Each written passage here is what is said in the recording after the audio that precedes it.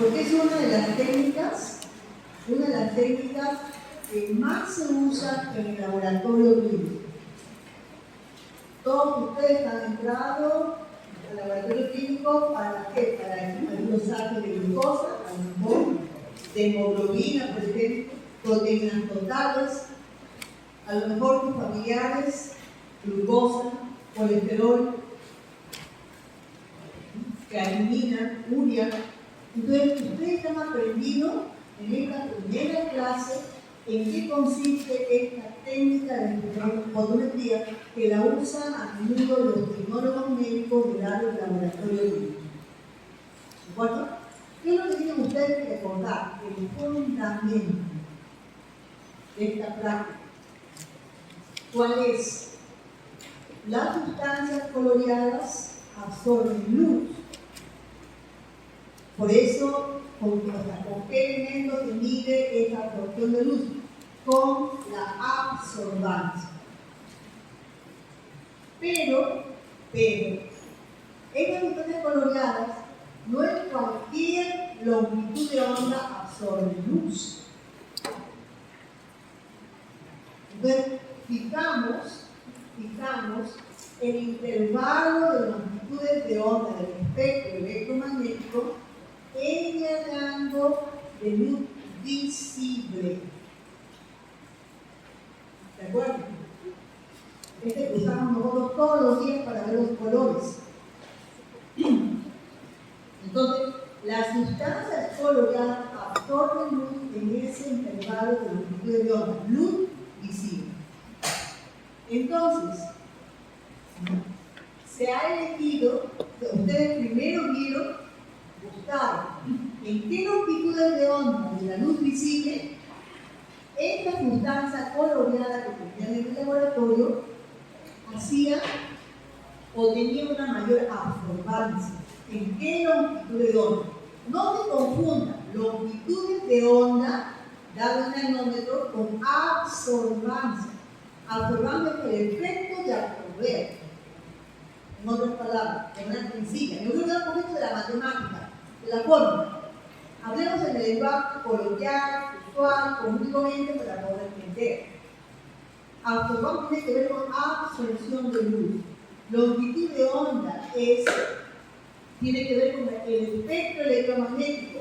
Luz visible, desde azul hasta rojo. ¿No? Y en cada color hay paquetes de longitudes de onda. Entonces, primera cosa que tenemos que hacer era averiguar en qué longitud de onda de la luz visible esta sustancia coloreada tenía la mayor absorbancia.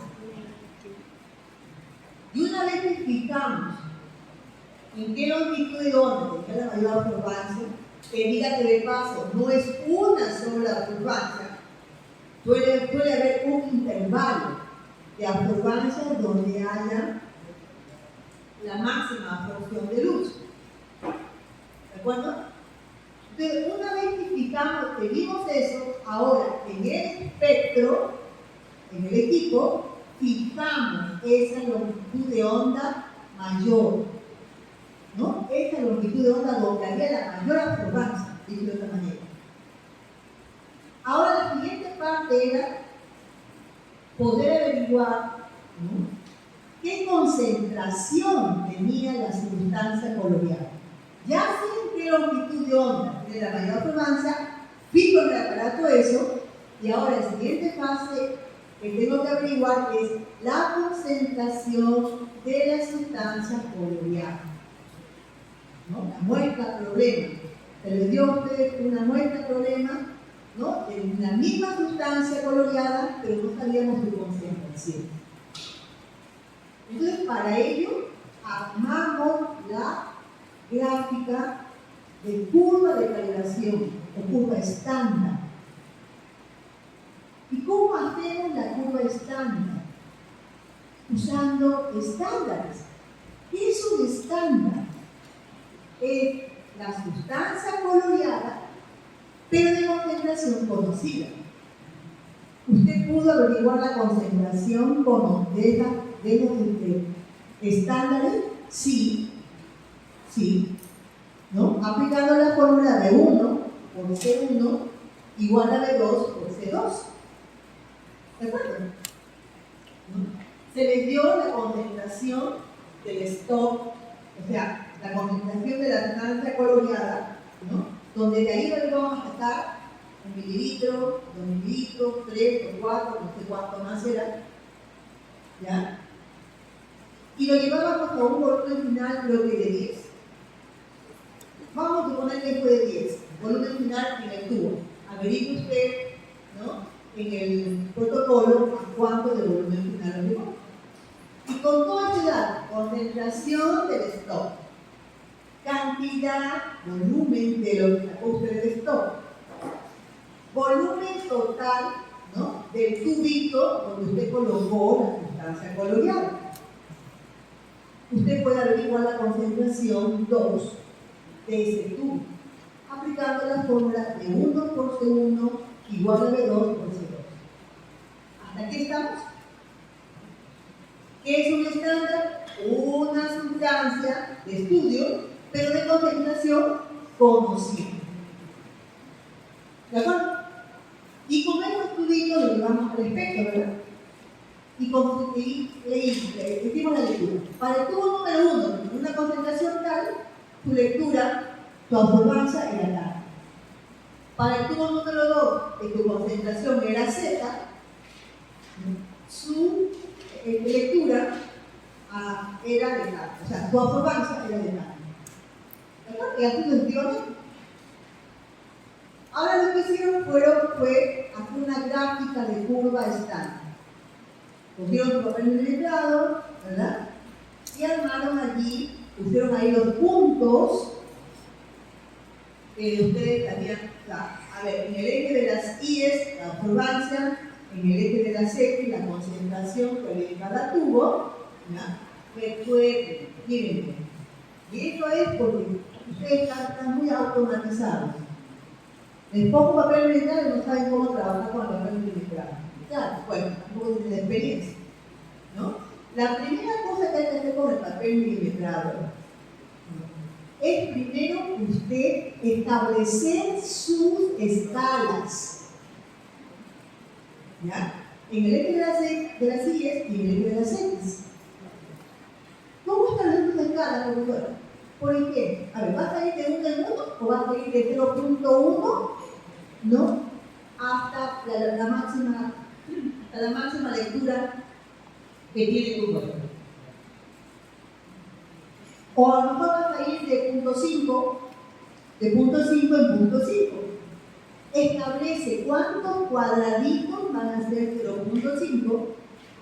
Si es 0.5, es decir, 3 doble, ¿verdad? ¿Verdad? 1. Entonces, te da 2 veces la cantidad de cuadraditos que hay en 0.5. ¿De acuerdo? ¿Está claro? Y lo mismo hace usted en el eje de las X. Profesor, ¿tiene 0.5? No necesariamente.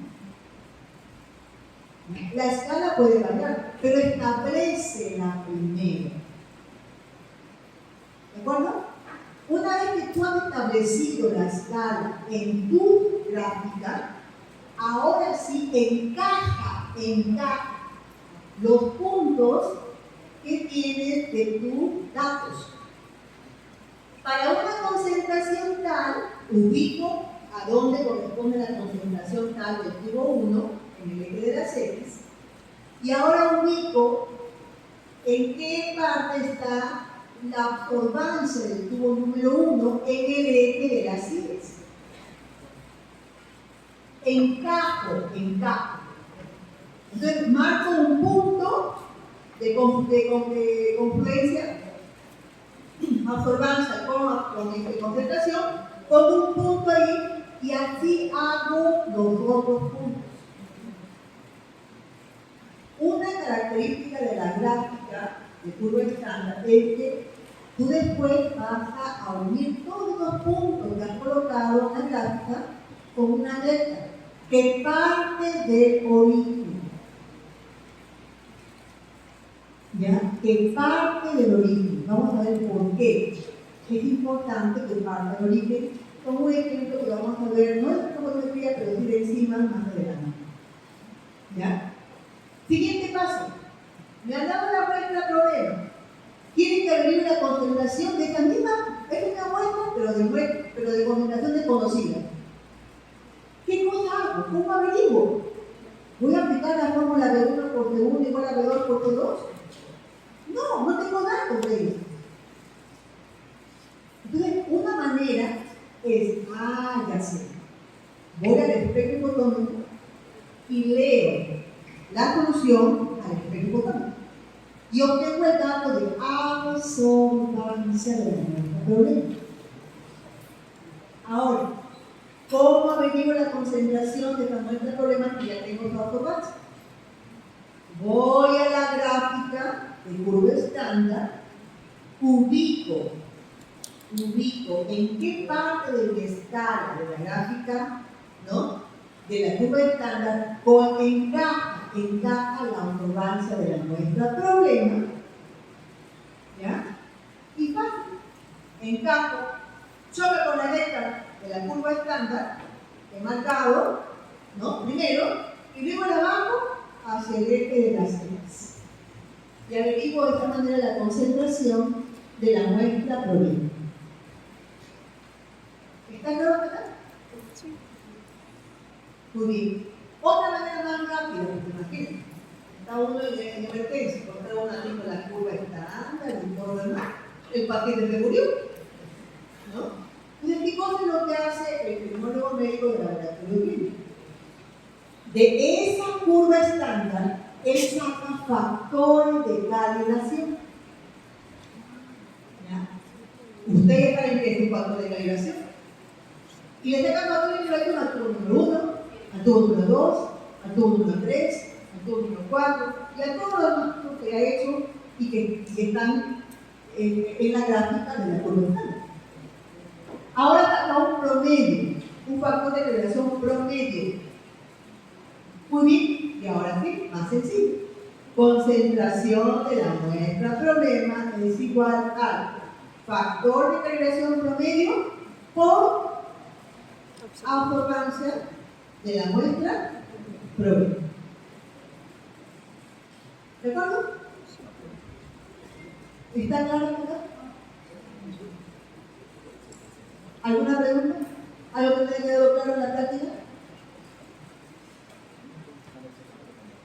Vamos a ver cuando hagamos determinación de metabolitos, y ya todo esto que les dije en la primera práctica, lo han hecho ya las clases comerciales. Y entonces a ustedes le van a dar una manera muy sencillita de poder averiguar la concentración de metabolitos en sangre. ¿Ya? Muy bien. Nuevamente, ¿alguna pregunta?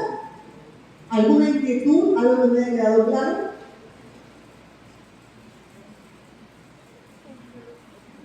Ok.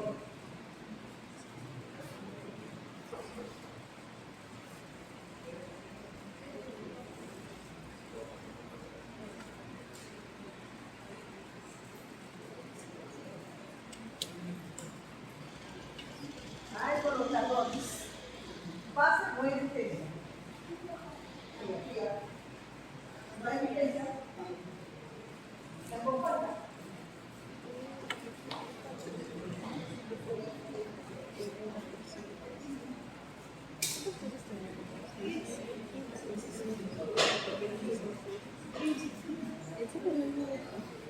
¿Me escuchan? Bien, chicos, ahora vamos a tocar el tema de las enzimas. Las enzimas. Este tipo de proteínas que son tan, pero tan importantes en nuestro organismo. ¿Ya?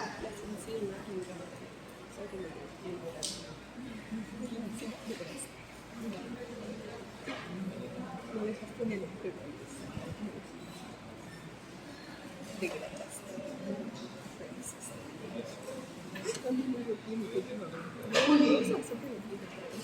¿Por qué serán necesarias las enzimas en nuestro organismo? ¿Por qué? ¿No? Para que un un organismo vivo. Para que un organismo vivo pueda realmente ser considerado un organismo, valga la redundancia, ¿no? ¿Por qué necesita enzimas? ¿No? Miren, ya dijimos que nosotros somos un laboratorio químico andante. ¿No? Todos nosotros somos un laboratorio químico andante. Si usted observa, si usted ve, si usted camina, si usted habla, es porque en su interior hay reacciones químicas que están haciendo, ¿no? Y que se convierten en una acción física. ¿Ya? Entonces, estas reacciones químicas necesitan tener una velocidad, ¿no? Para poder llevar a cabo. Y miren, a temperatura y pH, los seres vivos, ¿no? Sus reacciones no se realizan por sí solas. Si nosotros no pudiéramos las enzimas, podríamos pensar que las reacciones químicas que pueden dar los organismos que pudieran dar por sí solas, no es posible. ¿Ya? No es posible. Entonces, ¿por qué? Porque no hay suficiente energía para poder llevar a cabo estas reacciones químicas. Entonces necesitamos, ¿no? Que haya realmente energía para estas reacciones químicas. Y vuelvo a repetir, si usted observa, si usted piensa, si usted siente, si usted habla, si usted camina, es porque se están llevando reacciones químicas dentro de su organismo. ¿De acuerdo? Ahora, entonces habrá que acelerar, ¿no? La velocidad de esta reacción química para poder decir que somos seres vivos. Pero ¿cómo lo hacemos entonces? ¿Cómo lo podemos hacer? Miren, una manera de acelerar la velocidad de reacción, ¿no? En nuestro organismo para que haya vida sería elevando la temperatura de nuestro organismo. ¿Podemos elevar la temperatura de nuestro organismo?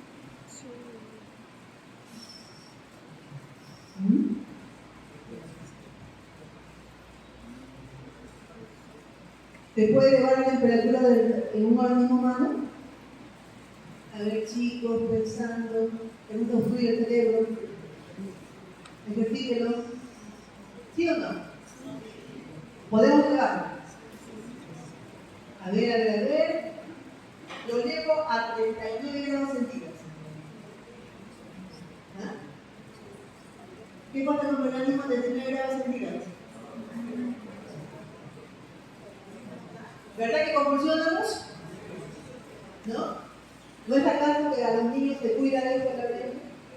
Que no lleguen a 39, a 40 grados centígrados por convulsionan y eso es dañino para el sistema nervioso. No podemos hacerlo. ¿No? Entonces no podemos elevar la temperatura en nuestro organismo para poder justificar el aumento de velocidad de la actividad. ¿De acuerdo? Entonces, nuestro organismo ha establecido que esa velocidad de las reacciones químicas se pueda lograr disminuyendo la energía de activación. Disminuyendo la energía de activación. Entonces, las enzimas aceleran la velocidad de reacción por medio de disminuir la energía de activación. Y la pregunta que tienen ustedes que hacerse ahorita es, bueno, ¿qué es energía de activación? ¿A qué se llama, se denomina, se define, o cómo se define la energía de activación? Entonces, miren, vamos a verlo acá. Vamos a verlo a través de este ejemplo. Este que está hablando. En primer lugar, recuerden, a ver, buenas noches, pasen.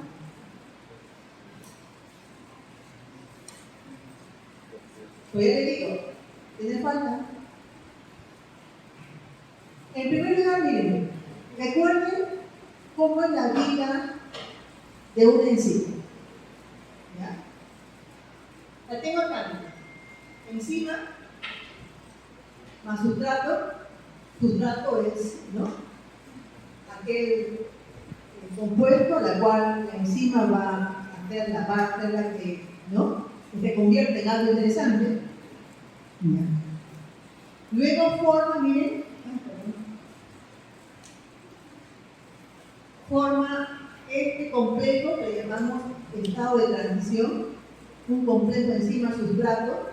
O sea, esta parte es como que el sustrato dijera, ¿soy sustrato o no soy sustrato? ¿O soy producto? ¿Cero o no cero? ¿Soy o no soy? ¿Ya? O sea, es un intermedio. La enzima está haciendo esta acción. Y está haciendo que el sustrato ya no sea tan sustrato, pero tampoco sea tan producto. ¿Ya? Para finalmente convertir el sustrato en producto. ¿De acuerdo? ¿La enzima es parte del producto? No. La enzima no es parte del producto. La enzima, la molécula de enzima vuelve nuevamente aquí, coge otra molécula de sustrato, lo convierte, ¿no?, en complejo enzima-sustrato y luego lo convierte finalmente en producto. Y vuelve nuevamente la enzima a hacer lo mismo hasta que su vida, ¿no?, termine. Porque no hay enzima eterna. ¿De acuerdo? Entonces, para entender un poco la cinética de las enzimas, vamos a tomar una fotografía de las enzimas. Así como que si yo le tomara a ustedes en este momento una fotografía, ¿ya?, y aquel estuviera medio dormido, bueno, es obvio, quedó plasmado aquí en la fotografía. Y yo luego esa fotografía, se la muestro a los profesores del departamento de ciencias dinámicas y les digo, estos son mis alumnos.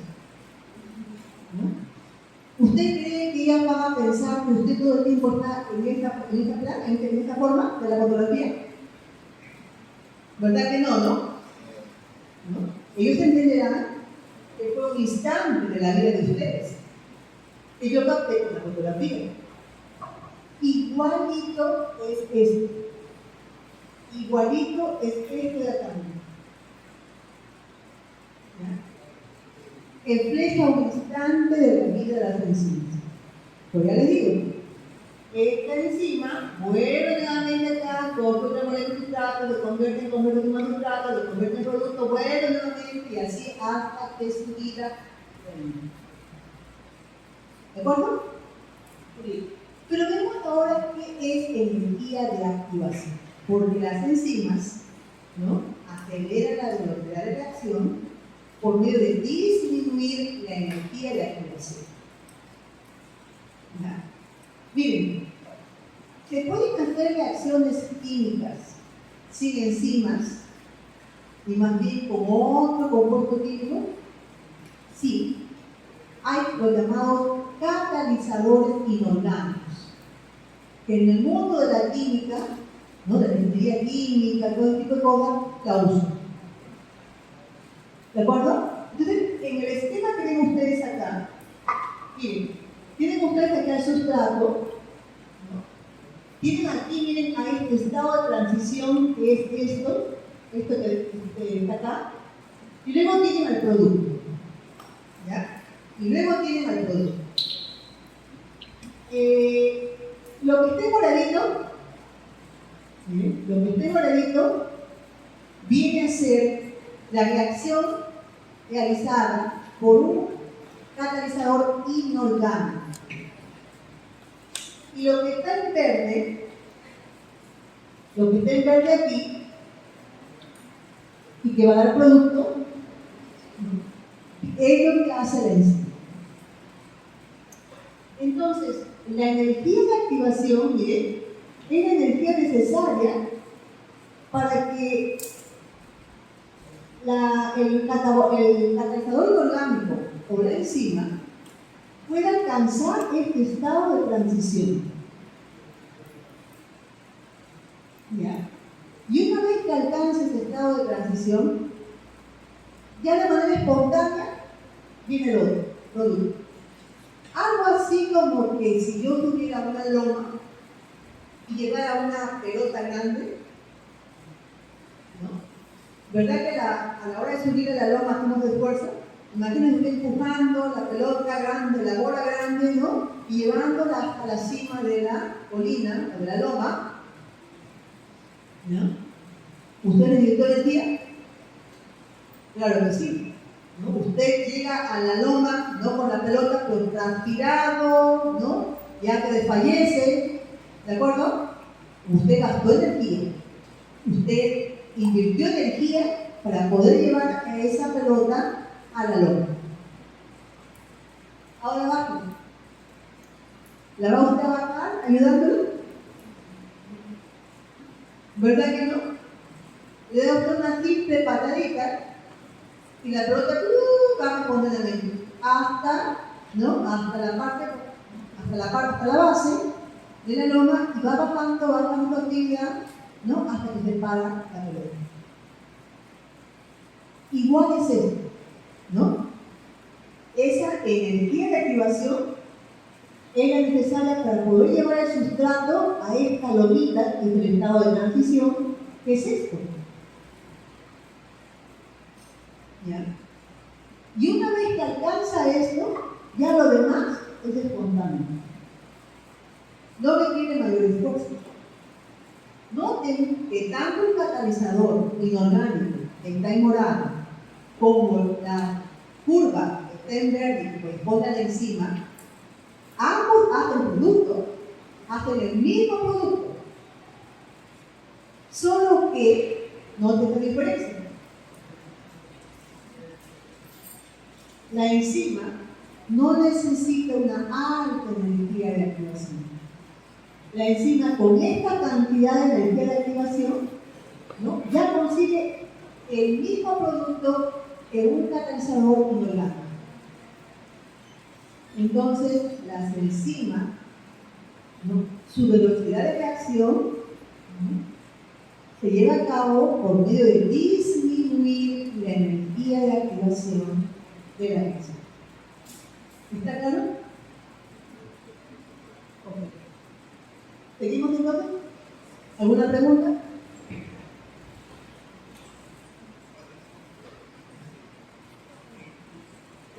Muy bien.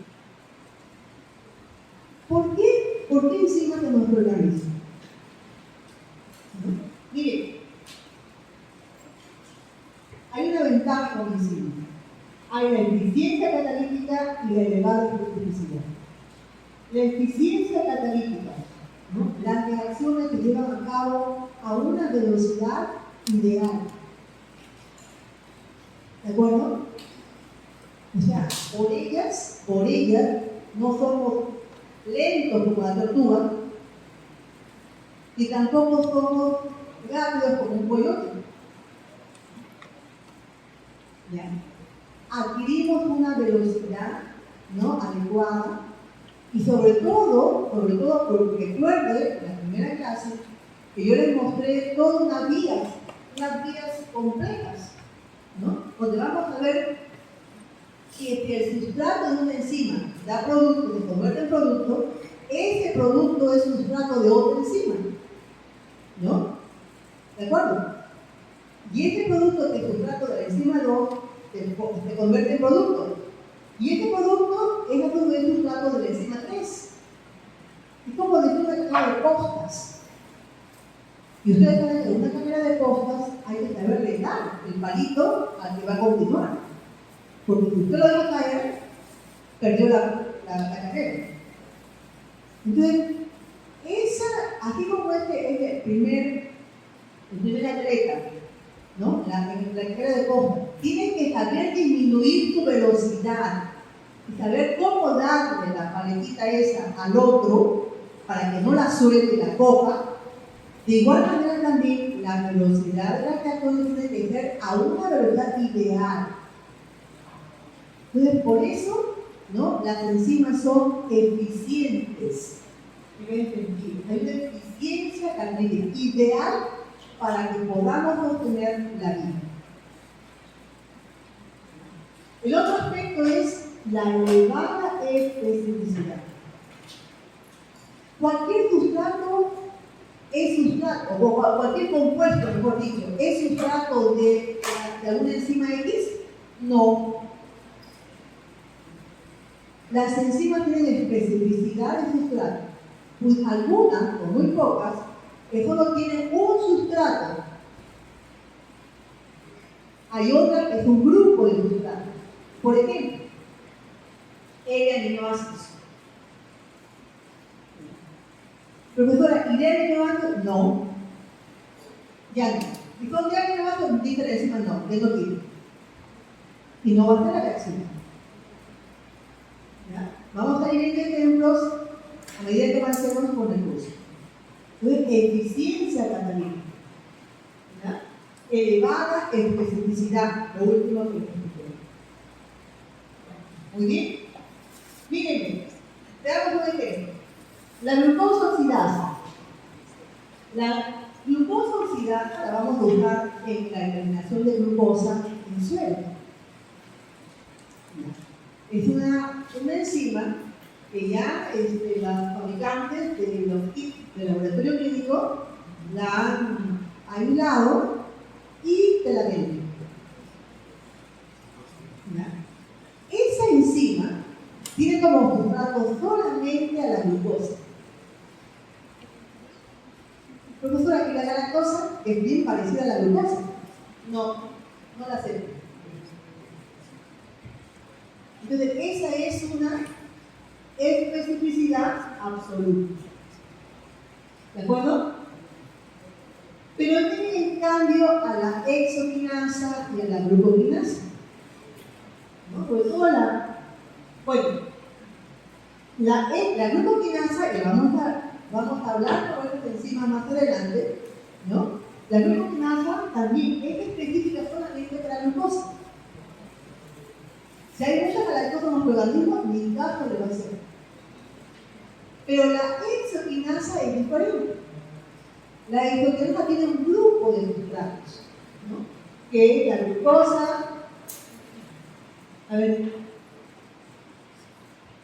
la glucosa, la manosa, la fructosa. Un grupo de sustratos.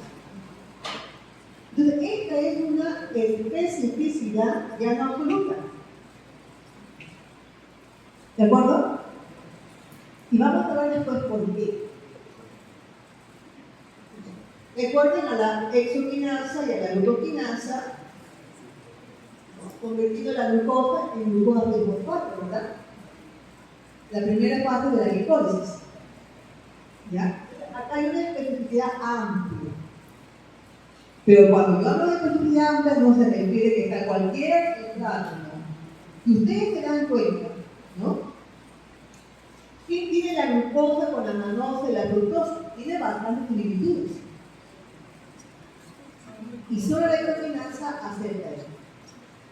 Bajó así la glucoquinasa. ¿Ya? Muy bien. ¿Cómo se realizan las enzimas sus reacciones químicas frente a un sustrato?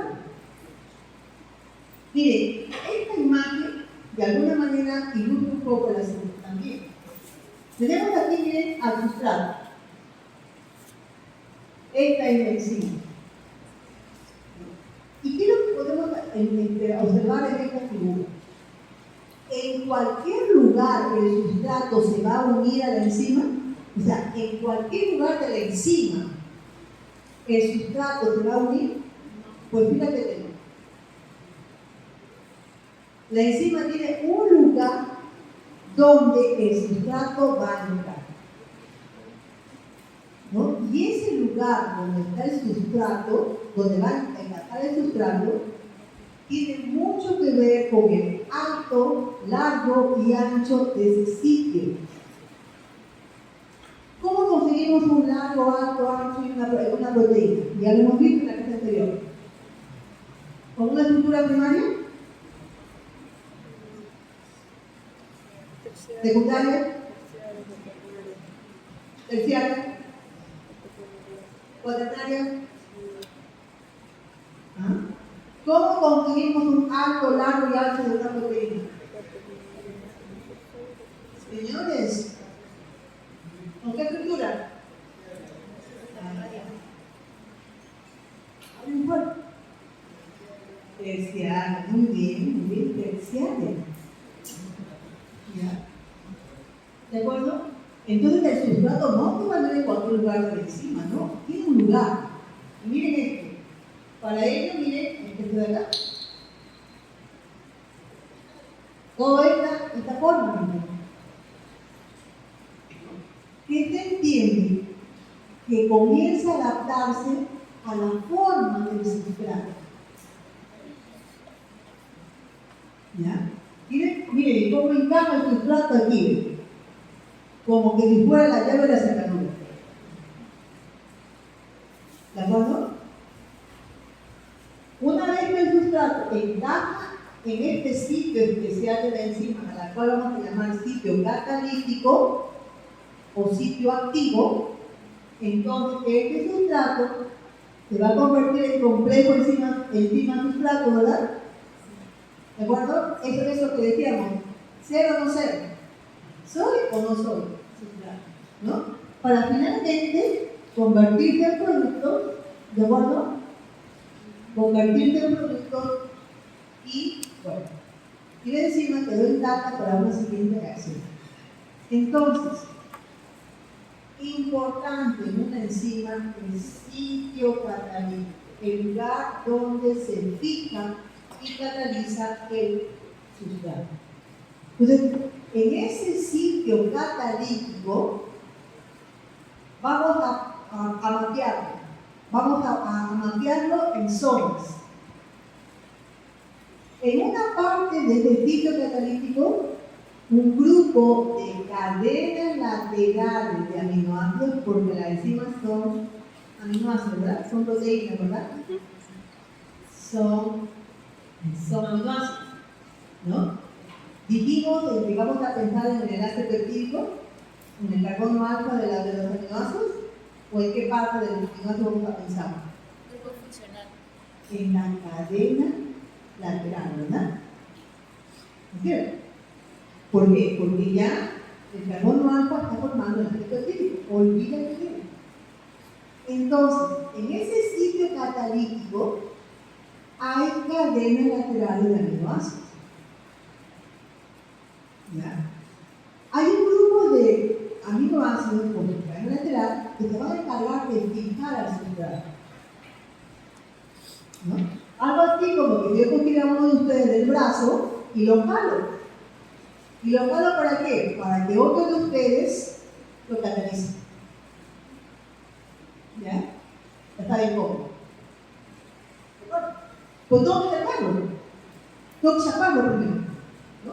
Lo chapo, esto es lo que hace un grupo de aminoácidos con su cadena lateral dentro del sitio catalítico. Chapa el sustrato, ¿no? Y luego lo acerca a otro grupo de cadenas laterales de aminoácidos dentro del sitio catalítico que van a hacer la catálisis propiamente dicha. Entonces hay un sitio de fijación de sustrato y un sitio de catálisis propiamente dicho. ¿Dónde, profesora? Dentro del sitio catalítico. ¿De qué? De la enzima. Ese lugar específico, ese lugar con alto, largo y ancho que tiene la enzima para poder hacer la reacción química. ¿Ya? ¿De acuerdo? Y ya les dije yo, a mi hermano le dije que ustedes fijen en su mente a una molécula de proteína no estática. Ella casi se mueve, tiene vida. Entonces, cuando ya acerca al sustrato, como que ella se va acomodando, va adquiriendo formas. Es lo que nosotros llamamos los cambios conformacionales de una proteína. La enzima es una proteína. Bueno, Entonces, cuando va viendo el sustrato, ya la gente va tocando un poco materiales para poder tomar la forma del sustrato. Tomar la forma del sustrato. ¿Ya? ¿De acuerdo? Será importante saber qué aminoácidos son los que están en el ciclo catalítico. Eso tienen ustedes. Será importante tener una reproducción de algún trastorno o alguna enfermedad. Claro que sí. Miren, si lo que hace la catálisis propiamente dicha no son muchos aminoácidos, ¿no? Con 3, 2 a veces, hasta 4 pudiera ser, y esto ya es mucho. ¿Ya? ¿De acuerdo? Hay un grupo que fija el sustrato, hay otro grupo que hace la catálisis propiamente dicha. Si yo hago un cambio de un aminoácido que es normalmente el que hace que inicia la catálisis, y yo hago, por ejemplo, una serina, ¿no? Pero vamos a ver ahí en la misma diciendo, que inicia la reacción química. Y yo la cambio por una valina. De ahí la importancia de que ustedes sepan serina, es polar, hidrofóbico, carga positiva, carga negativa, ¿qué cosa es? Tiene su grupo OH en su cadena lateral. Ese grupo OH se convierte en O negativo cuando suelta el ion de hidrógeno. Carga negativa. Pero una valina, su cadena lateral es hidrofóbica. No quiere ver nada con carga ni nada por el estilo. Entonces, la reacción enzimática no se lleva a cabo. Y como que no se lleva a cabo la reacción enzimática, la enzima dice, bueno, pues no, ya me cambié de aminoácido y yo voy a hacer reacción química. Y al no hacer la reacción química, formará producto menos. ¿Será este producto sustrato para la otra enzima? ¿Habrá sustrato para la otra enzima? Tampoco. Y a su vez tampoco habrá sustrato para la tercera enzima. Y todo se hace un campanacho. Algo así como que usted pusiera, por ejemplo, trabada, por ejemplo, un K, ¿no? En la subidita de la avenida Grau, de la vía expresa de Grau, para llegar a la plaza Grau. A ver, póngale un carro trabado ahí en la subidita. ¿Qué pasa? ¿Verdad que no es una colladera hasta la Urquita de Mayo? Imagine así las vías metabólicas. ¿Cómo lo vemos nosotros? Nosotros no vemos toda la colladera de la vía metabólica, no la vemos, pero sí vemos la enfermedad. Vemos el signo clínico. ¿De acuerdo? Entonces, por eso la importancia, miren, de la estructura de las proteínas. ¿Ya? Esta justifica la razón por la cual hemos tenido que estudiar primaria, secundaria, terciaria y cuaternaria de las proteínas. Porque las enzimas son proteínas. Bien, ¿seguimos? Bien. En la práctica, miren.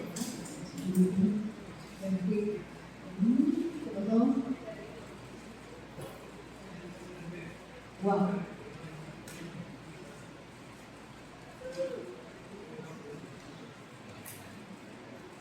Miren, en la práctica, nosotros en la práctica vamos a hacer, ¿no?, un experimento con ellos y vamos a medir, vamos a visualizar la acción de una enzima, o sea, su velocidad de acción, en dos maneras. La vamos a hacer por medio de desaparición de sustrato por unidad de tiempo, porque es de velocidad, ¿verdad? Espacio sobre tiempo, ¿verdad? Velocidad. En este caso, el espacio es la concentración del sustrato por el tiempo. Entonces, si yo tengo un sustrato con una determinada concentración y veo que después de la reacción de la enzima, la concentración del sustrato disminuyó, yo tengo que pensar que la enzima actúa, ¿verdad? Entonces, desaparición de sustrato por unidad de tiempo. Y la otra manera es midiendo la aparición del producto. Al inicio, antes de que la enzima reaccionara, no había producto. Hago que reaccione, ¿no? Con sustrato y comienzo a ver producto.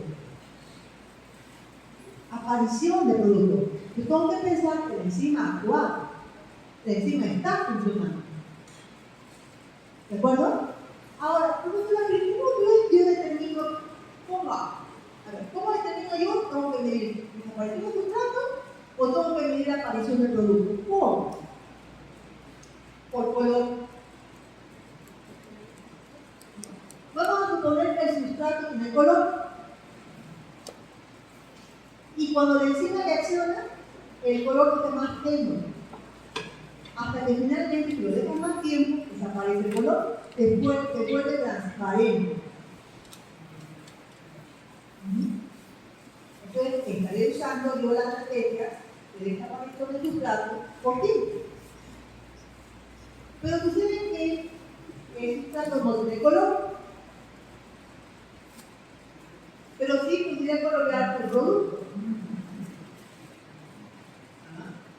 Entonces, perfecto. Yo voy a hacer, coloco el sustrato, coloco la enzima, ¿no? Y debe aparecer el producto. ¿Y cómo sé que el producto? Colorea. Tú ya sabes qué color es el producto. Porque ya lo has maquinado, ya lo has pensado, ya lo has puesto definido. Aparece el color, entonces porque la enzima ha realizado su acción catalítica. ¿De acuerdo? Entonces, la decisión de sustrato o producto, si unido sustrato o unido producto es si yo puedo colorear. ¿Y por qué tengo que colorear? ¿Ah? ¿Por qué tengo que colorear? ¿Con qué puedo yo medir este grado de color?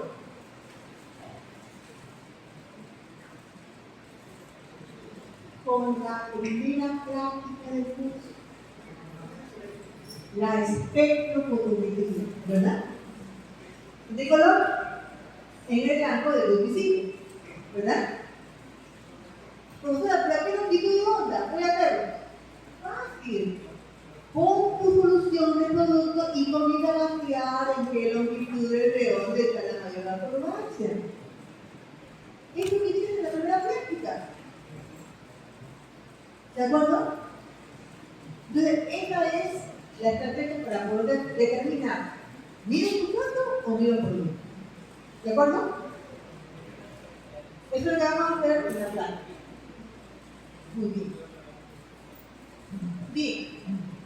Tenemos un montón de enzimas. Hay un montón de enzimas en nuestro organismo haciendo reacciones químicas. Entonces, la entidad, una institución en el campo de la bioquímica, la Enzyme Commission, ¿no? Con la sigla ES, ha conseguido clasificar, o mejor dicho, organizar las enzimas en clases o grupos. Entonces vamos a ver, ¿no? ¿Qué clases o grupos hay en las enzimas? ¿No? Hay manera de organizarlas totalmente, ¿no? Y poder clasificar de una manera más ordenada. ¿Ya? Entonces, esto es lo que vamos a hacer a continuación. Vamos a ver 6 importantes clases o grupos, ¿no? De enzimas. Acuerdo, esto es una manera de clasificarlas, una manera de organizarlas. Así como yo organizado con ustedes el curso. ¿Ya? Bien, veamos la primera clase, la clase 1, óxido reductasa. ¿Qué creen ustedes que era una óxido reductasa? Tu nombre lo dice, chicos. Profesora, oxidorreducción. ¿No? Oxidorreductasa, bueno, una reacción de oxidorreducción. ¿Y qué es una oxidación de oxidorreducción? hidrogenado, deshidrogenado, por ejemplo. ¿Ya? Miren, esa clase óxido reductasa no solamente tiene a una subclase, hay varias, dentro de cada clase hay varias subclases. ¿Ya? No te las voy a dar todas, porque te volverían locos. ¿Ya? Vamos a ver un representante de cada clase que es importante porque ustedes me van a ir viendo a lo largo de todo el curso. ¿Ya? Entonces, un ejemplo de óxido reductasa es la subclase deshidrogenasa. La otra subclase o subgrupo, ¿no?, dependiendo de si sea subgrupo o grupo 1, ¿no?, o clase 1, la otra es la peroxidasa. Tu nombre lo está diciendo, ¿verdad? Peroxidasa. ¿Qué forma? Peróxido. ¿Ya? Pero presten atención a la deshidrogenasa, porque esto es lo que vamos a ver a montón. ¿Ya? Miren lo que hace la deshidrogenasa. Tenemos aquí el piruvato. Tenemos al NADH bajo el propio contexto, NADH, ¿no?, un agente reductor, un compuesto equivalente, ¿no? Miren, la enzima, la lactato deshidrogenasa. ¿Qué va a hacer? Va a convertir al piruvato, miren, al piruvato en lactato. ¿Ya? El piruvato, a ver, ¿qué pasó? ¿Qué creen ustedes que ha pasado acá? Miren ustedes los componentes. Y dice que es una confusión. A ver, ¿qué pasó? No necesito ver la fórmula química. ¿Ya? ¿Qué creen ustedes que pasó? ¿Qué le pasó al piruvato? Profesor, te convirtió en lactato. Pero está bien, pero a ver, ¿cómo te convirtió en lactato? Tiene la parte clave que te va a dar una idea de lo que le pasó al piruvato.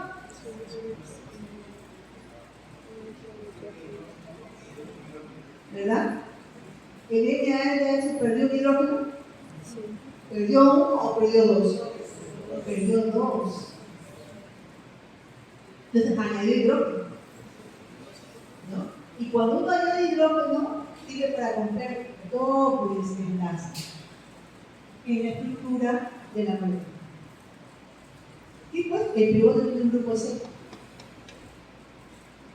Le rompe el doble enlace y le añade hidrógeno, ¿no?, y lo convierte en lactato.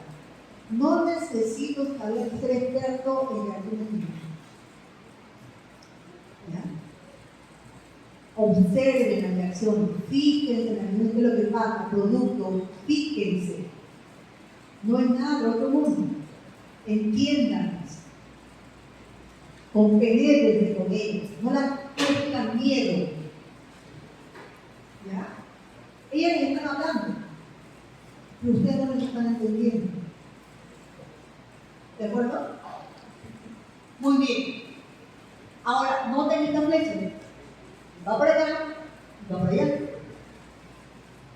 Entonces, los reversibles. Profesores, ¿cómo se llaman hidrogenasas? Bueno, no sé. Parece que les gustó más la palabra de hidrogenasa que hidrogenasas. El hecho es que la deshidrogenasa es esto, y la característica de la deshidrogenasa es que tienen a estas sustancias no compuestos NADH o a lo mejor NAD. Miren, el lactato puede convertirse en piruvato, sí. Para ello, ¿qué necesita? NAD.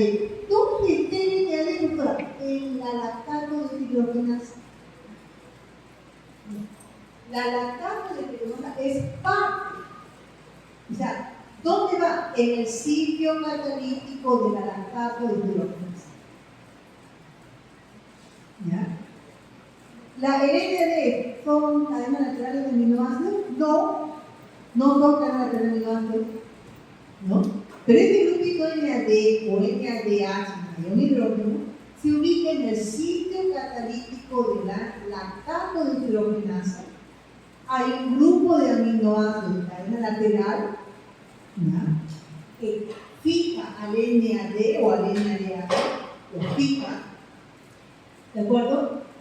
Y va y hace que el otro grupo de fijadores de sustrato acerquen el sustrato al NAD o al NADH para que haga la reacción de deshidrogenación o de hidrogenación. Así que no menosprecie, ¿no?, a las cadenas laterales del ciclo catalítico. ¿Por qué? Porque iban más de la cadena de propiamente dicha. Y lo hace es el NAD o NADH. Entonces, además, profesora, por lo demás, de aminoácidos que tienen el ciclo catalítico. No. Acuérdense, ellas contribuyen a hacer el largo, alto y ancho del ciclo catalítico. Y acuérdense que hay cadenas laterales en el ciclo catalítico que tienen que acercar el sustrato y acercarlo al NADH o al NAD, en este caso, ¿no?, para que haga la reacción. ¿De acuerdo? Bien, en conclusión, la deshidrogenasa usted siempre la va a ver acompañada o de NADH o de NAD.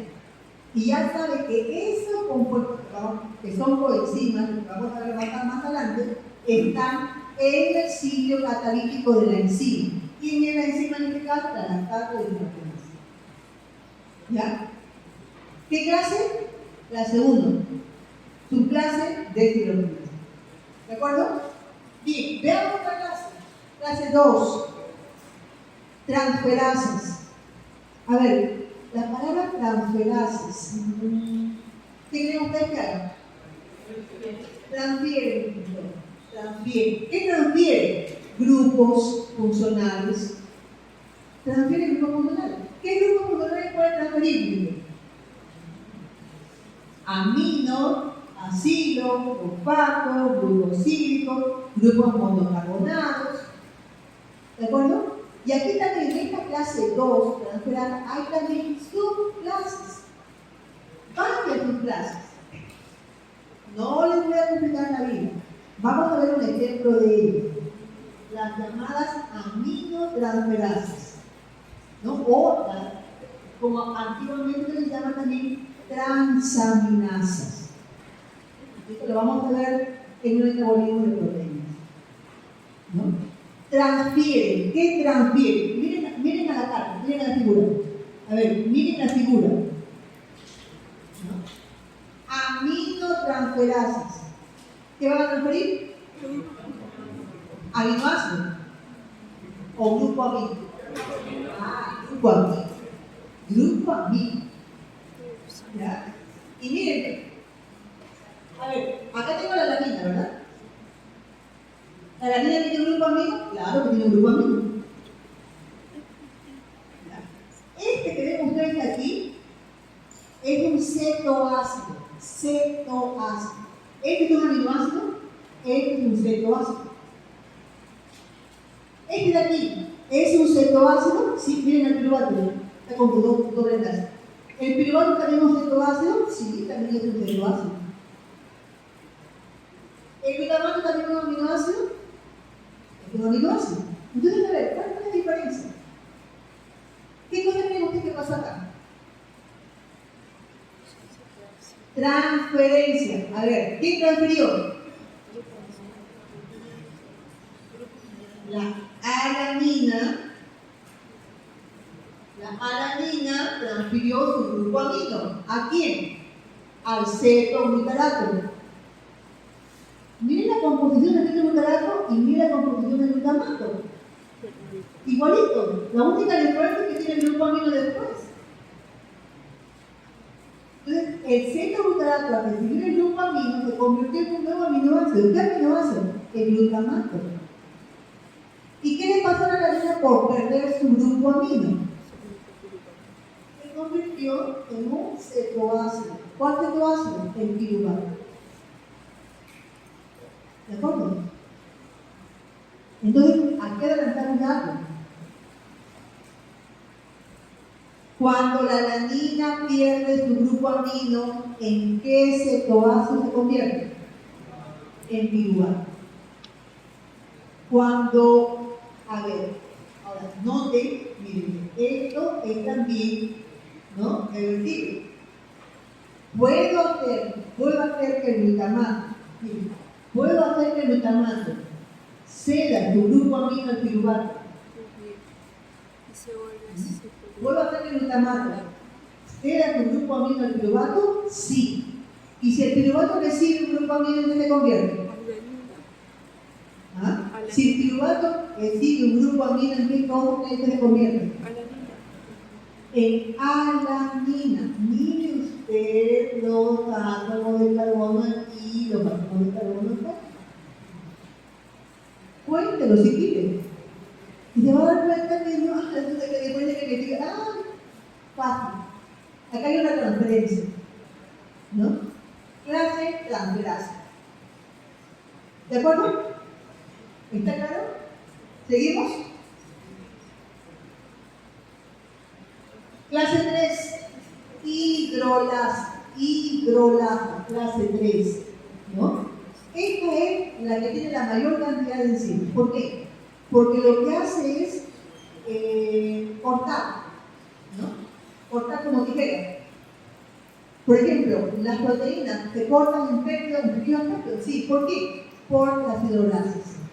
Por la clase hidrolasa. ¿Qué es su clase, profesora? Las proteasas o las peptidasas. ¿De acuerdo? Hay también la ureasa. Miren, esta es su característica. Ruptura por la participación de la molécula de agua. Un ejemplo de ello, miren a la ureasa. Miren a la ureasa, la urea. La urea, miren. ¿En qué se convirtió? La urea tiene, tiene dos grupos aminos, H2N, H2NH2. ¿Qué pasó con estos grupos aminos? Con la molécula de agua se convirtieron en hierro amonio, que es la forma más estable, ¿no? El grupo amino NH2 puede convertirse en NH3, ¿no? Y también NH3 y NH4. En realidad, esta es la forma más estable que el NH3. El NH3 es el amoníaco, ¿verdad? ¿No? El NH4 es el hierro amonio. El hierro amonio es la forma más estable que el grupo amoníaco. Entonces, el hierro amonio proviene del grupo amino. Y aquí está dos moléculas de hierro amonio, el óxido de amonio, y el CO2. Pero acá había como fuera un CO nada más, que es el oxígeno de la molécula de agua. Se lo ha dado para formar el CO2. En otras palabras, esta molécula se rompió. ¿Se rompió en qué? En hierro amonio y CO2.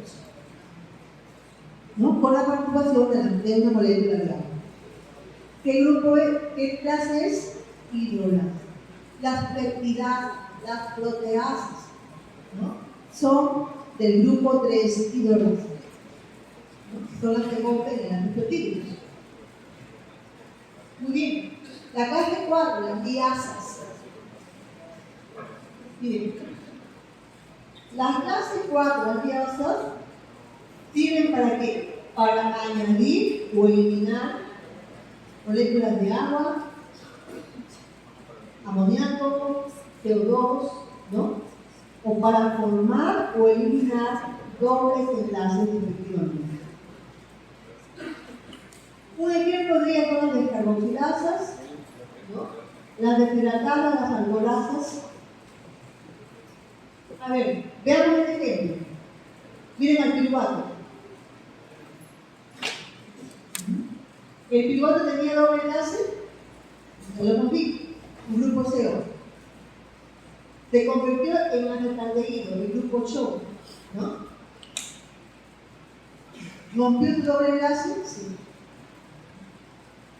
Entonces es una liasa. ¿De acuerdo? Puede suceder el sentido contrario, pudiera suceder el sentido contrario también. ¿De acuerdo? Entonces, añaden o eliminan grupos para formar o eliminar dobles enlaces. ¿Ya? Eliminar o formar dobles enlaces. ¿De acuerdo? Bien, la clase isomerasa. ¿No? Isomerasa, isomerización. ¿No? Es la clase cis, trans, L, D. ¿De acuerdo? Y tenemos aquí, por ejemplo, a la metilmalonil con metimerasa, a la mutasa. Miren, noten cómo es que se mueve este grupo funcional, el grupo carboxilo. Se mueve de un lugar a otro la molécula. ¿Ya? Entonces, este es un caso de isomerización. Cuando ustedes vean eso, miren, noten ustedes que no hay ningún otro producto. Fíjense en esto. Cuando ustedes no se asusten. ¿Ya? A ver, este sustrato, acá está la enzima, acá está un producto. Pero yo no veo que haya, o sea, ¿qué cosa hizo? Le cuento los átomos de carbono, este grupo carbonígeno se está moviendo. Estaba aquí y ahora está en este lado. Isomerasa. Una isomerasa. Clase isomerasa. Clase 5 isomerasa. ¿Ya? ¿De acuerdo? Y luego también, miren, ¿no?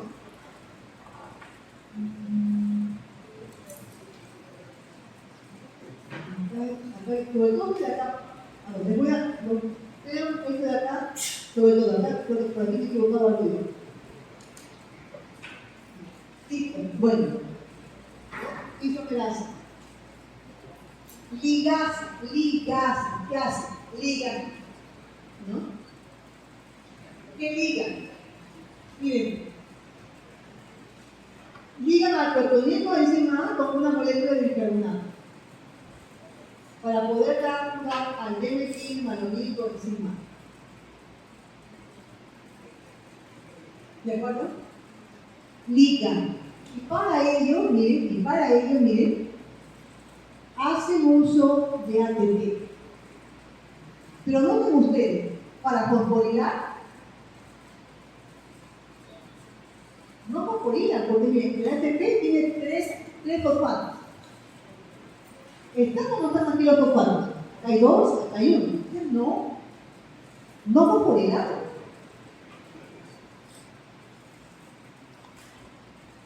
¿Qué hicieron entonces? Rompieron un enlace fosfanhidro. O sea, en el ATP se rompió un enlace fosfanhidro y esta energía liberada sirvió para poder ligar dos moléculas. En este caso, el protonil A y el bicarbonato. Está en contra. ¿Ya? Pero no fosforiló. Es diferente con una quinasa. ¿No? Las quinasas, a ver, voy a un poquito a retroceder. Veamos un ejemplo de quinasa que lo contamos, por ejemplo. Quinasa. Miren lo que dice. Este es un tipo de transferasa. Grupo 2 o clase 2. ¿Qué es lo que hace? A la glucosa le dio fosfato. ¿Y de dónde está el fosfato? Del ATP. Por eso el ATP se convirtió en ADP. Cuando usted ve este tipo de cosas, quinasa. Esta es una quinasa, definitivamente. Una quinasa, ¿qué clase? Transferasa. Clase 3. ¿De acuerdo? Bien, seguimos. ¿Alguna pregunta de acá?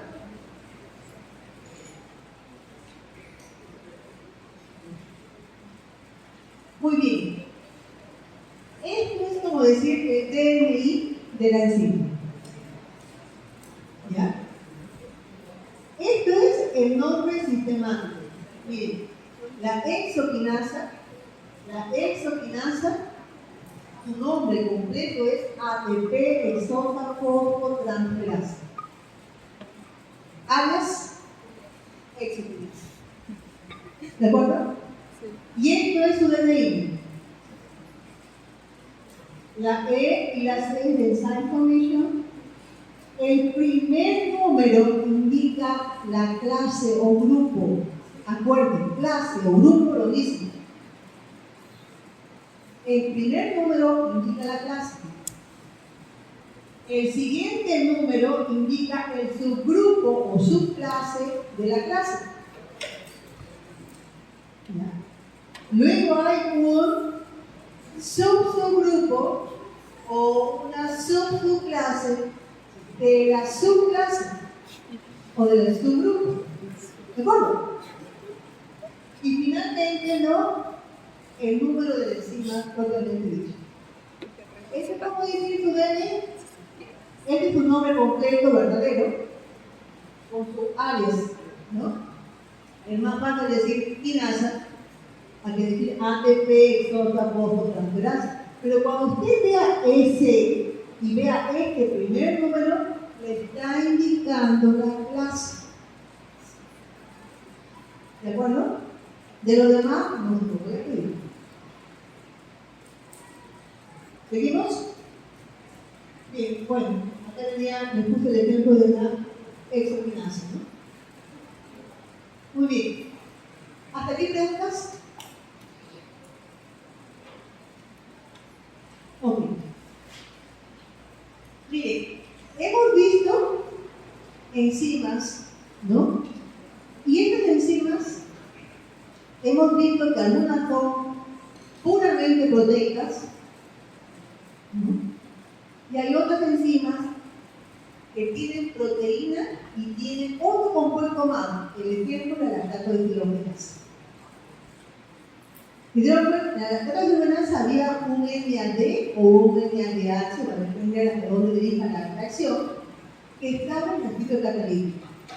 Entonces podemos decir que la enzima, para que actúe solamente con su parte proteica nada más que su nutriente, no. ¿Ya?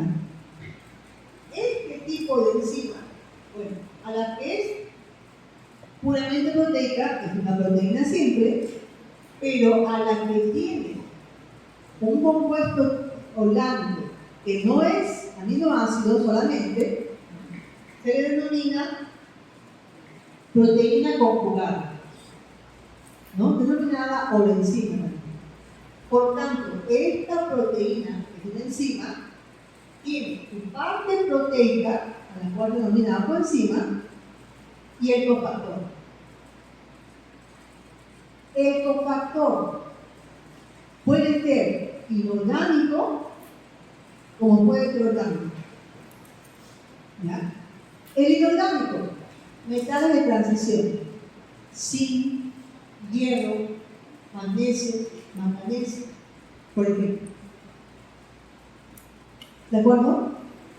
Vamos a ver qué función hace este tipo de cofactor inorgánico. Y el cofactor orgánico es lo que denominamos las coenzimas. Es lo que denominamos coenzimas. ¿Qué son las coenzimas? También pueden ser grupos prostéticos, ¿no? Por ejemplo, un tipo así como la hemoglobina, ¿no? El anillo de porfirina, y aún con una estructura un poco más compleja. ¿Ya? ¿De acuerdo? Y vamos a ver esto. Miren, las coenzimas, por ejemplo. Noten esto. Derivadas de las vitaminas. ¿De qué vitaminas? Del complejo B. Del complejo B. ¿No? Es a través de estos derivados de la vitamina del complejo B que este tipo de enzimas hace la acción catalítica propiamente dicha. Ejemplo, la lactato deshidrogenasa. ¿Ya? Entonces, usted ya sabe ahora por qué consume vitaminas del complejo B, por qué tiene que tomarlas, por qué tiene que haber el consumo de ellas. porque tiene que ver con la acción de algunas enzimas. ¿Te imaginas al lactato de fibrosa no teniendo el NADH o el NAD? No hace la acción catalítica. Y el NADH o NAD se deriva de una vitamina del complejo B. ¿Cuál? La niacina. ¿Ya? Vamos a verlo. Miren, tienen ustedes aquí, ¿no? Un cuadro de la tiamina, vitamina B1, ¿no? Como fosfato de tiamina. ¿En qué enzimas participan? ¿En qué algunas enzimas del metabolismo de carbohidratos? La vitamina B2, la riboflavina, formando el compuesto EPA-D, el compuesto EPN. ¿Están sintiendo como una vibración? ¿Me escuchan bien? ¿Sí? ¿No hay interferencia? Bien. Miren, al igual que la niacina, forma la coenzima. Miren, la riboflavina es el FMN. La niacina, el NAD, el NADP, o el NADH más hidrógeno, o NADPH. Vamos a verla más adelante. ¿No? Forman esta coenzima. ¿Para quién? Para las enzimas de hidrogenasa, óxido reductasa. Estos dos, ¿no?, intervienen en algunas enzimas óxido reductasas. ¿Ya? Miren el ácido pantoténico en la estructura de la coenzima. La vitamina B6, la vamos a ver en el metabolismo de proteínas, como piridosal fosfato o fosfato de piridoxamina. ¿De acuerdo? En el metabolismo de aminoácidos. La biotina, esta va como tal para las carboxilases. El ácido fólico, el ácido fólico, ¿no?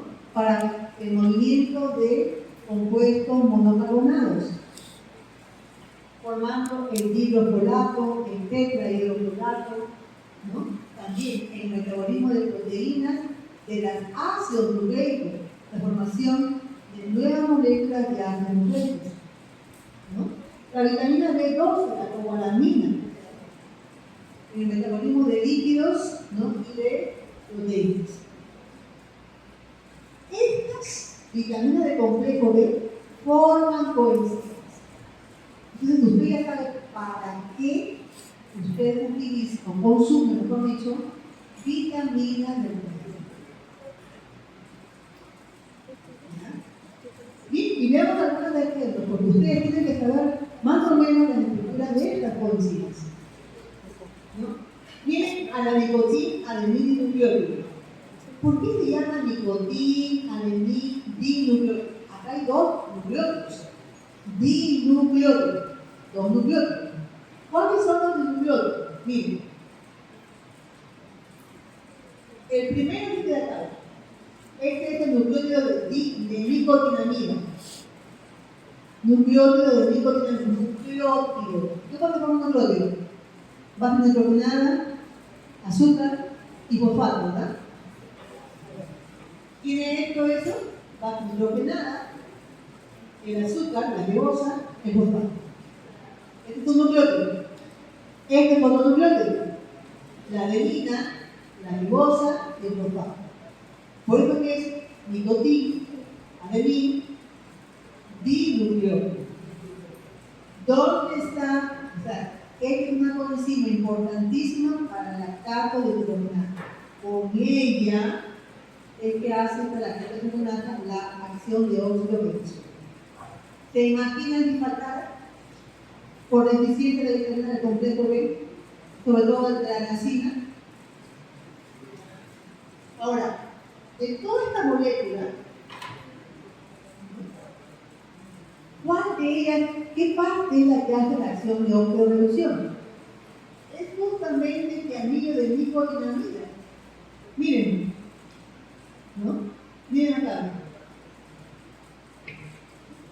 Es esta parte de aquí donde recibe, lo que yo tiro, o también excede.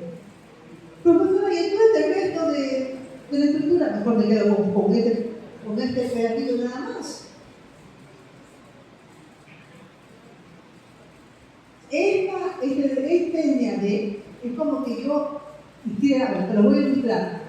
Es como que si mis manos fuera el anillo de nicotinamida, ¿no? Y el resto de mi brazo sirve para alargarlo, envolverlo, alargarlo, moverlo, ¿no? Y poder hacer la extracción de óxido de glucosa. Si yo no tuviera el brazo, ¿no? No tendría una limitación de movimiento. Entonces, ¿es importante el resto de cosas? Claro que es importante. No hace la acción catalítica propiamente dicha, pero le ayuda a que la nicotinamida haga la reacción. ¿Ya? ¿De acuerdo? Entonces, de toda el NADH o el NAD es el anillo de nicotinamida donde se realiza la reacción de óxido de glucosa, sin desmerecer el resto de la estructura de esta molécula. ¿Ya? ¿De acuerdo? Muy bien. Hay también el NADP, NADPH, NADP. ¿Ya? Y también, ¿cuál es la diferencia entre el NAD y el NADP? En que el NADP, miren, tiene un grupo fosfato en la ribosa, en el azúcar ribosa, en el carbono 2 de la ribosa. Cuando tiene un grupo fosfato es NADP. Y también con el anillo de nicotinamida, ella va a hacer realmente la acción de óxido de reducción, ¿no? Entonces, noten ustedes, miren, al ladrillo por la torre de casa, teniendo como coenzima al NADPH para poder convertir el folato en tetrahidrofolato. ¿Ya? ¿Dónde se ubica el NADP? En el sitio catalítico de la enzima, en este caso, de la de hidrofolato reductasa. ¿Ya? ¿De acuerdo? Y la pregunta es, ¿y por qué las enzimas usan NAD y NADP? ¿Cuándo realmente estaba la enzima que va a usar NAD o NADP? O sea, ¿el NAD con fosfato o el NAD sin fosfato? ¿Cuándo? Miren, perdón, va a depender de qué aminoácido, en este caso, de que hay presencia de ácido aspartico, cadena lateral del ácido aspartico. En el sitio catalítico, la enzima dice, yo voy por el NAD. ¿Por qué? A ver, chicos, la cadena lateral del ácido aspartico, ¿qué carga tiene? ¿Positiva, negativa o cero? El ácido aspartico, la cadena lateral. ¿Carga cero? ¿Carga positiva? ¿Carga negativa? ¿Cuál? Negativa. Negativa. El grupo COO. El fosfato, ¿qué carga tiene? ¿Positiva? ¿Negativa o cero? Negativo, ¿verdad? El grupo fosfato tiene carga negativa. ¿Negativo con negativo también? Entonces, si hay un ácido aspartico en el sitio catalítico de la enzima, y esto va a interferir con el NADP entre, mejor es el NAD, que no tiene grupo fosfato. ¿Ya? Muy bien, a ver. La coenzima FAD, miren. La coenzima FAD de la vitamina B2. Miren a tremenda molécula ya. Por favor, no voy a pedir que ustedes sepan la estructura del esfiadero. No gasten neuronas en ello. ¿De acuerdo? Pero por lo menos que sepan alguna vez que la mostró. Miren, el FMM es solamente el anillo de isolazina con este militol y fosfato. O sea, hasta aquí es el FMM. Pero cuando hay la adición a este FMM de este nucleótido de adenina con ANT, entonces toda la molécula es de FAD. A ver, ¿y de quiénes tienen FAD? Miren a esta enzima, succinato de tiroxina. ¿Qué clase es? De tiroxina, ¿qué clase es? Clase 1, ¿verdad? Oxidorreducción. Profesora, ¿tú no tienes FAD? No tiene FAD. Y con ella va a hacer la acción de oxidorreducción. ¿Ya? Es un ejemplo de esto. ¿Quién hace la reacción de oxidorreducción? El FAD. ¿De acuerdo? Y de todo este anillo, miren, grande, tremenda molécula, ¿no? Es el anillo de isoalopacina la que hace la acción de oxidorreducción. O sea, ella es la que hace prácticamente la acción de oxidorreducción. Profesora, ¿qué pasa con la red? Ya te dije, te sirve para poder, ¿no? Acuérdate de la ilustración de mi mano, ¿no? Mi mano es la isoalopacina y el resto es la otra estructura que va a permitir que la mano pueda moverse, ¿no? Y poder hacer la reacción con más facilidad. ¿De acuerdo? Bien. El fosfato de tireoxano. Miren ustedes a la vitamina B6 convertida, ¿no? En fosfato de tireoxano. Este es un derivado de la vitamina B6 y está presente, miren, en las aminotransferasas. Transferasas, ¿qué clase es? Clase 2. Transferasas. Y yo le digo transaminasas, ¿qué clase es? Clase 2, transferasas. Aminotransferasas igual a decir transaminasas. ¿Ya? ¿Ok? Miren entonces, ¿no? El fosfato, ¿no? El ácido pantoténico, formando, contribuyendo a la formación de la famosa coenzima, esta que forma la acetilcoenzima, que forma la proteonilcoenzima. La coenzima es toda esta molécula. Es toda esta molécula. ¿Dónde está el ácido pantoténico? Aquí en medio. Aquí en medio. Cuando a todas estas moléculas, aquí, en este lado, se le añade el grupo acetilo, se convierte en acetilcoenzima A.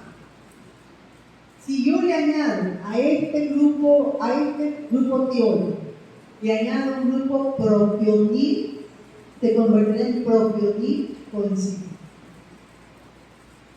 ¿De acuerdo? Vamos a verlas, ¿no? Cuando veamos vías metabólicas. La vitamina B12, la famosa vitamina B12. Esta que es el control también de un tipo de anemia. ¿No? Miren, la vitamina B12, la llamada, bueno, acá he puesto una ¿qué? Cianocobalamina. ¿Por qué cianocobalamina? Porque tiene un grupo cianuro, ¿no? El cual, en este grupo, a ver, vamos por partes. Hay el anillo de cobrina o núcleo de cobrina y miren el cobalto. Cobalto. Razón para poder consumir oligoelementos. Miren. ¿Ya? Para formar la cobalamina. Bien, este cobalto 6 enlaces de coordinación. 4 de ellas las está usando, miren, con este anillo de dopamina a nivel de tu grupo amigo. De nitrógeno. 1, 2, 3, 4.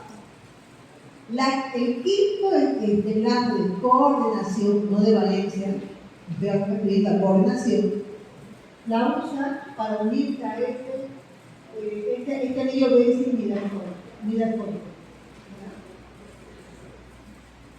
Miren, la quinta valencia de coordinación. Y la sexta valencia de coordinación está con la letra R. Cuando con esta sexta valencia de coordinación se une un grupo cianuro, se llama cianocobalamina. Si se une a un grupo hidroxilo, ¿no?, es una hidroxicobalamina. Si se une a un grupo metilo, se denomina metilcobalamina, ¿no? Y hasta incluso si se une un anillo de oxaciladenosil, ¿no?, se convertirá en una deoxaciladenoscobalamina. Entonces ya saben, ¿no? Cuando ustedes dicen metilcobalamina, la famosa cobalamina construyó un cobre, ¿no? Y con sexta valencia tuvimos un. ¿De acuerdo? Esta es la que más se menciona. La cianocobalamina, en sexta valencia, ¿no? El amigo por el grupo ciano. ¿Ya? Muy bien. Y los cofactores inorgánicos vienen a ser átomos o iones, ¿no?, que participan, de alguna manera contribuyen a que se lleve a cabo la acción catalítica. Pero en este caso, miren, a diferencia de las demás, de las coenzimas, ellos tienen una participación menos importante, ¿no? Generalmente lo que hacen es crear el ambiente, este ambiente iónico, para que las cadenas laterales de los aminoácidos que están en el rito catalítico y que son responsables de la catálisis propiamente dicha, puedan hacer la catálisis. Por lo demás, ¿no?, están allí, son necesarios, sí, porque crean el ambiente, ¿no?, electrónico. Este ambiente de electrones para poder realmente llevar a cabo la reacción catalítica por la cadena lateral de los aminoácidos que están en el ciclo catalítico. ¿Ya? El metal puede interaccionar puede interaccionar con el sustrato o puede estar unido al enzima. ¿Ya? Puede estar de manera perenne o puede estar de manera condicional, dependiendo de hay sustrato. Si está presente por ahí con dado sustrato, se unirá a la enzima o al sustrato, de manera perenne, o sea, ¿no?, inducido. Pero hay también iones o átomos que están permanentemente unidos o al sustrato, más que todo a la enzima. ¿Ya? Miren, veamos algunos ejemplos. Miren, de esto quiero que se acuerden. El ATP. El ATP, como el magnesio es unimóvil, invitan al ATP a una fiesta y él va con el magnesio. Pero no pueden ir solo, no, con el magnesio. ¿Ya? ¿Y por qué con el magnesio? ¿Por qué el ATP con el magnesio? Miren la estructura del ATP. ¿No? La base nitrogenada, la ribosa y los ATPs. ATP, 3 fosfatos. 1, 2, 3. Cargas negativas. ¿Qué hace el magnesio? Miren, ¿no?, neutraliza estas cargas negativas del ATP para que no hagan reacción. O sea, no reacción, no, para que no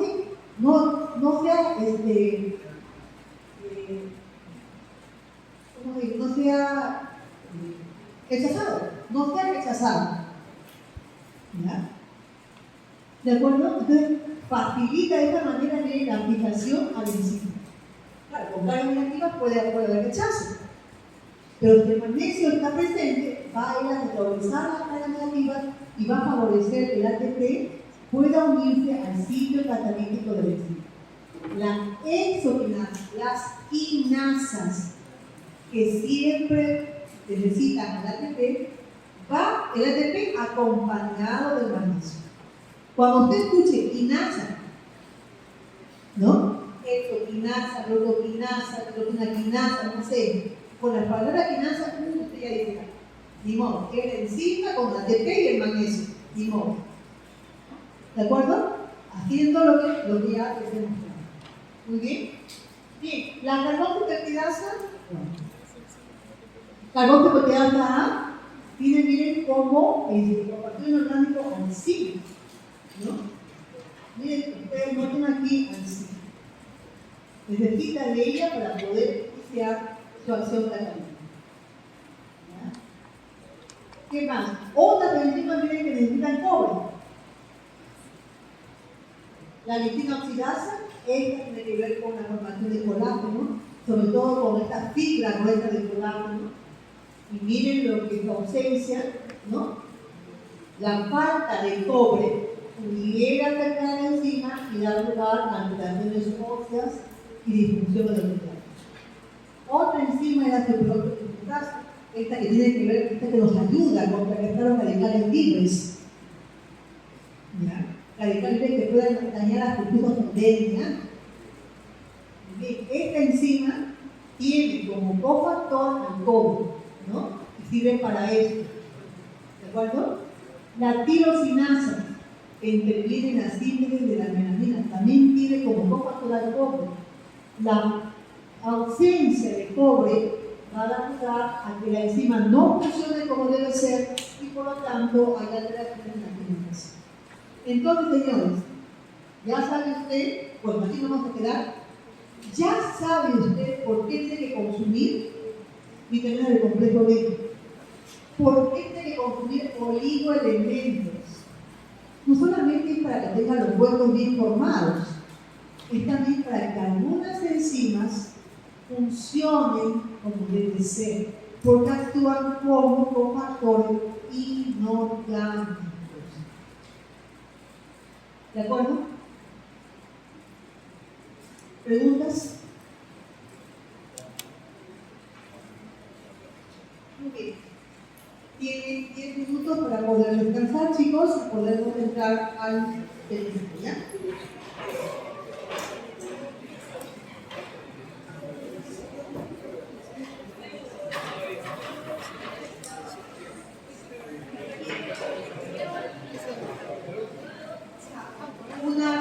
Una acotación, a ver, por favor.